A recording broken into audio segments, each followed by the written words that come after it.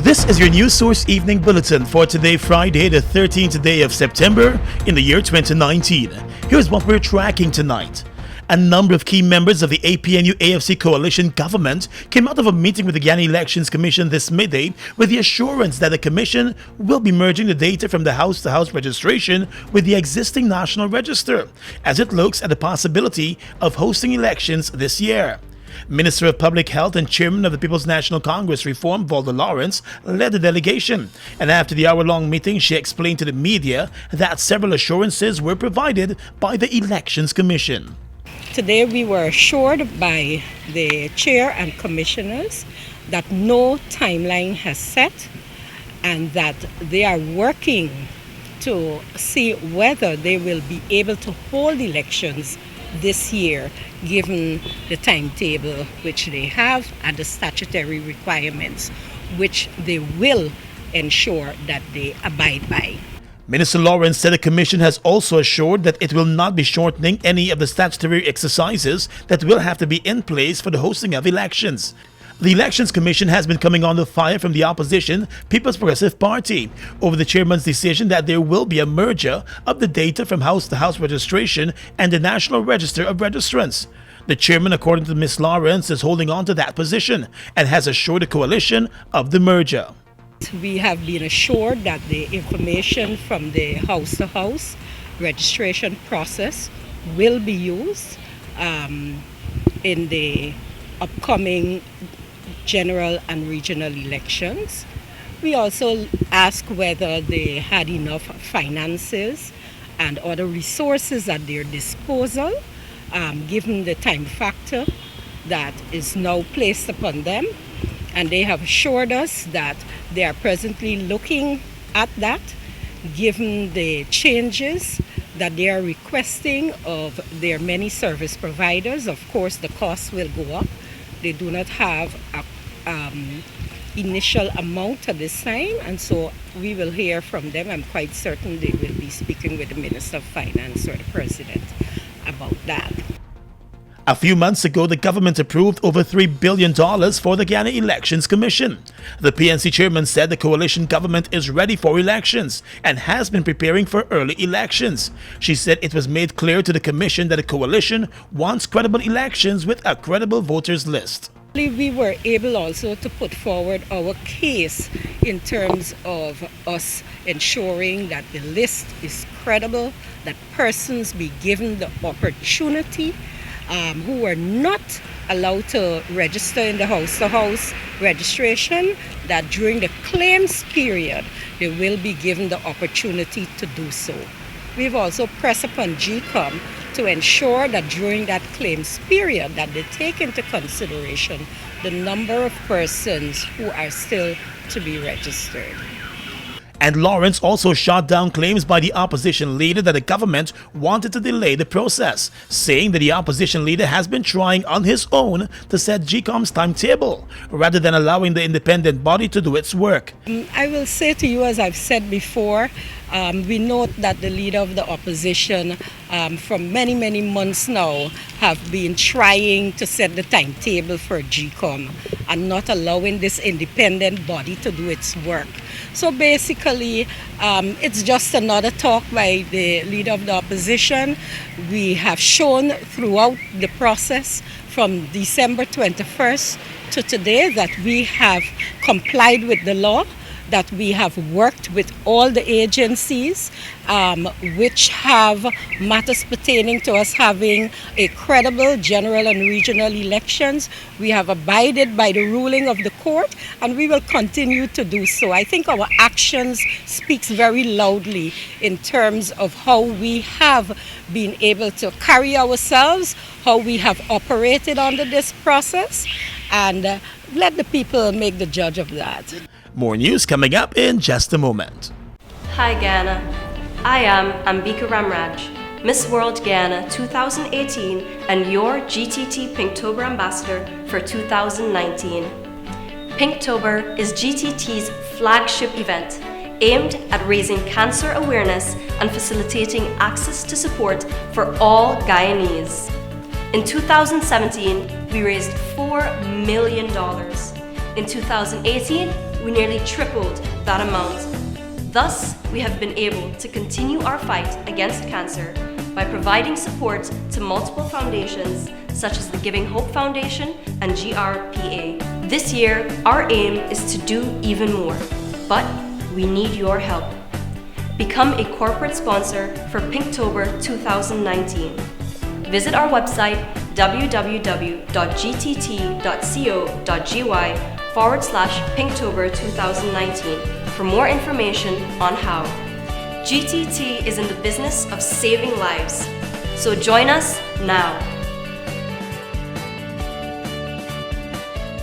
Experience bliss in an exclusive atmosphere as Universe boss Chris Gayle celebrates his 40th birthday in Guyana. Batman out and stunting. Chris Gayle Kyle take like dumpling. 40 Shades of Gayle featuring Kess the Band live and in concert. If you're coming down from the mountain, oh God, At the Arthur Chung Conference Center on Saturday, 5th October. piece of glass. Right now, my vibes up are getting on. It's no regrets if tomorrow never comes. Early bird tickets $3,000, general $4,000, stage front $10,000. 40 Shades of Gayle. Chacha boy, be a chacha ni sigwan. Chacha boy, be a chacha ni sigwan. Party with the Universe boss Chris Gayle and a star-studded cast of international cricketers. 40 Shades of Gayle, featuring Kess the Band live and in concert at the Arthur Chung Conference Center on Saturday, 5th October. All across our nation, Guyana, we see it in your lives. The future growing even stronger. GPTI, all eyes on Guyana skies as the voices of our people rise again. GPTI, Guyana's pride is in your eyes. GPTI, we see Guyana through your eyes.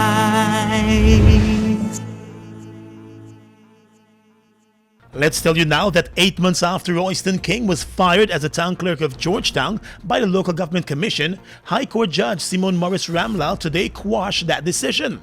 However, the judge ruled that an order for his reinstatement is inappropriate, particularly since there was no challenge to him being sent on administrative leave by the Local Government Commission. The status quo, she said, will be returned to the 18th of September 2018, when he was sent on administrative leave. The judge ruled today that by acting on the advice of a commission of inquiry to dismiss Mr. King, the Local Government Commission unlawfully delegated its investigating powers to a body that was not part of the Local Government Commission or any other body associated with the commission.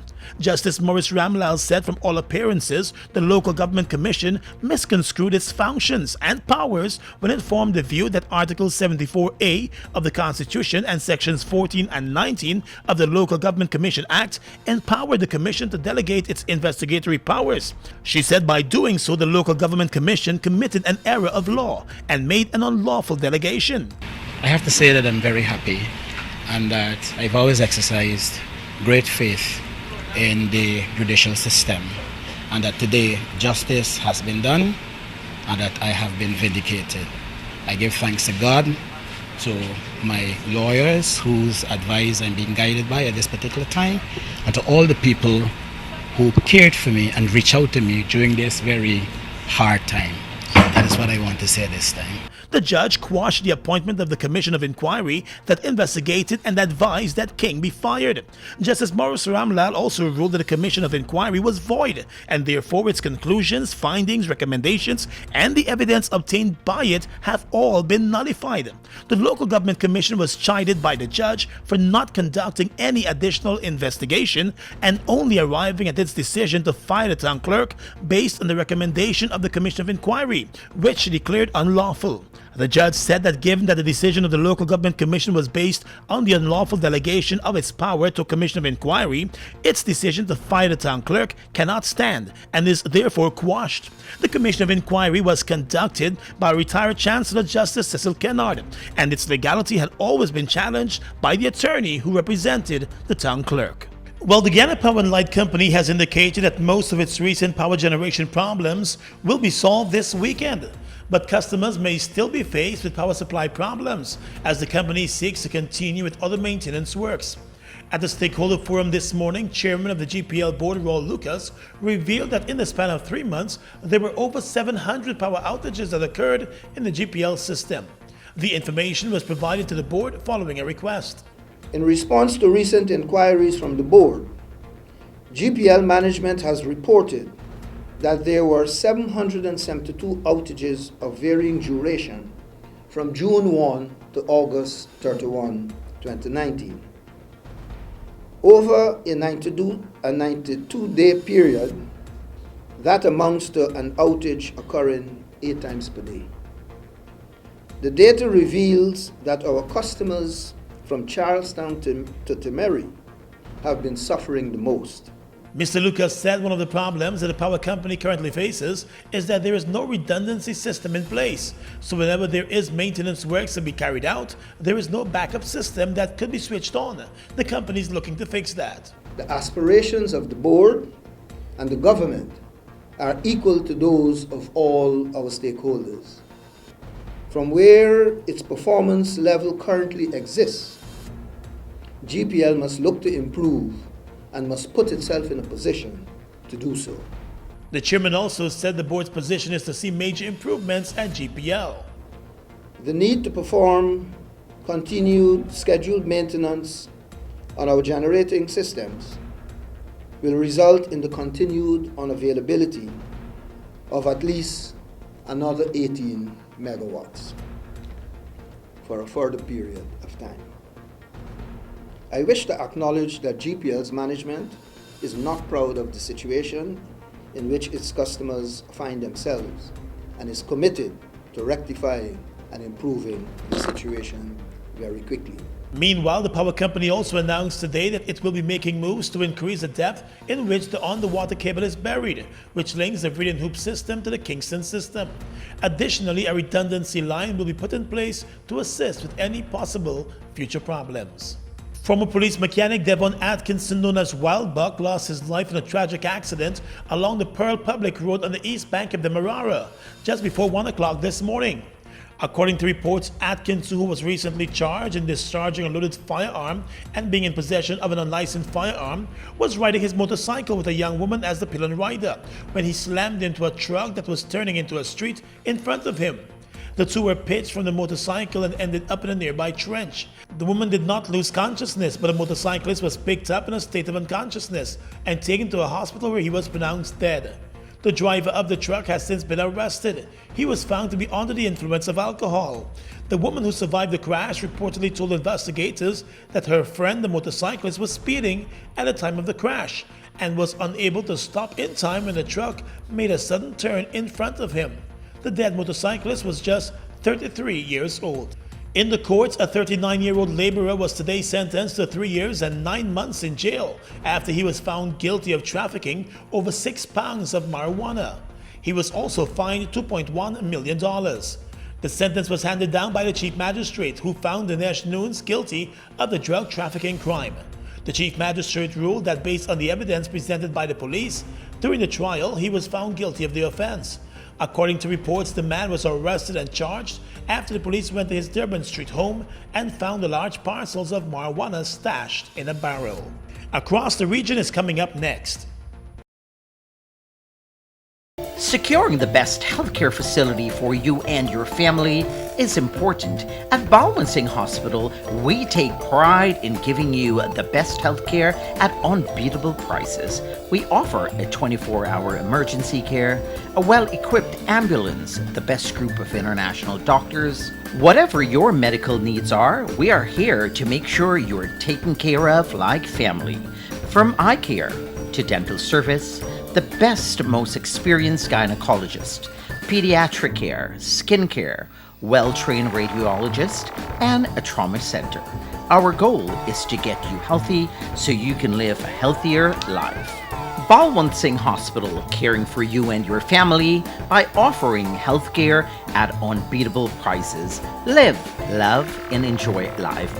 Call 226-4279 or visit us at 314 East Street, Georgetown. Balwant Singh, best healthcare at unbeatable prices.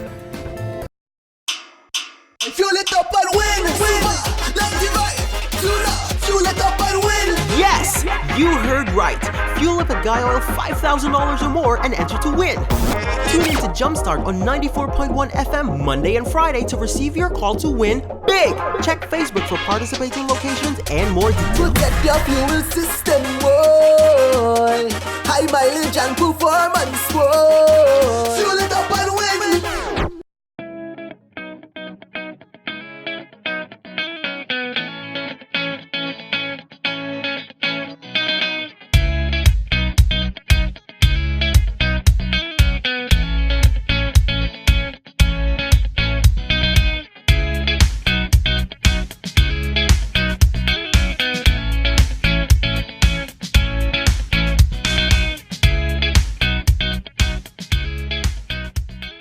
We are legions of men standing strong, but never too proud to stoop and help someone. We must send a clear signal to all. Do right, walk in upright ways, knowing that's what being a man is all about. And ever aware that things will only get worse when good men do nothing. Stand strong, be the one to live right. Across the region right now, the United States and Brazil have agreed to promote private sector development in the Amazon during a meeting in Washington earlier today. They also pledged a $100 million US biodiversity conservation fund for the Amazon led by the private sector. Brazil's foreign minister said opening the rainforest to economic development was the only way to protect it. Ernesto Araújo also hit back at criticism of Brazil's handling of the forest fires.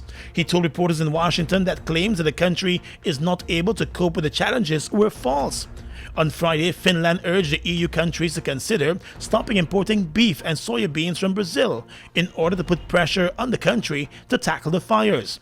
More than 80,000 fires have been broken out in the Amazon rainforest in Brazil for this year only. Let's tell you now that Antigua and other Eastern Caribbean islands were jolted by an earthquake shortly before 12:30 this afternoon.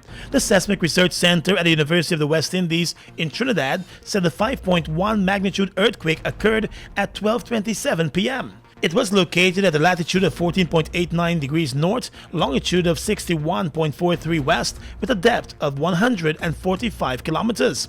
The location of the earthquake was 45 kilometers south of Roseau, Dominica, 50 kilometers northwest of Fort-de-France, Martinique, and 170 kilometers northwest of Castries, St. Lucia. There were no reports of any injuries. And finally tonight, international news. The French capital is seeing huge jams and massive crowds on the few metro lines running as transport workers strike against planned pension reform. 10 of Paris's 16 lines were shut down and service on the others was disrupted. Many workers were forced to cycle or walk to work while others decided to stay at home. The strike, the biggest since 2007, is the first big act against President Macron's plan for a universal pension. It would replace dozens of different pension schemes for different professions. Members of other professions, including lawyers, airline staff, and medical workers, have called for more strikes starting on Monday. And that's your News Source Evening Bulletin for tonight. I'm Gordon Mosley reporting.